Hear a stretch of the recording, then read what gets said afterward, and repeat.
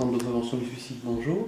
20 000 appels arrivent en moyenne chaque année ici au centre de prévention suicide. Le 0800 32 123 est accessible 24 heures sur 24. Une soixantaine de bénévoles se relaient pour répondre au téléphone. Paulette est thérapeute et formatrice au centre. Les dernières statistiques sur le taux de suicide à Bruxelles à la baisse ces 10 dernières années.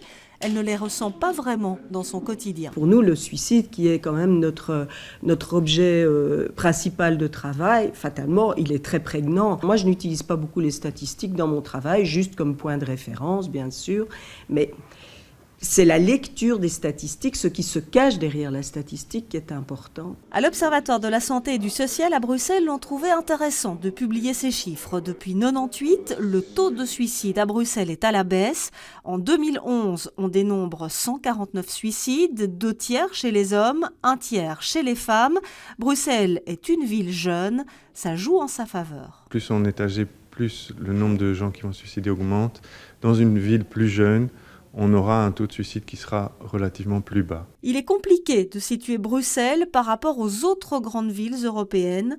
On peut cependant faire une estimation. Ce qu'on a pu essayer d'estimer, on a l'impression que Bruxelles est un petit peu dans le peloton du milieu des villes en termes de taux de suicide. Plusieurs revues médicales ont fait le lien en 2009 entre le taux de suicide et la crise économique, ce qui ne ressort pas des statistiques bruxelloises.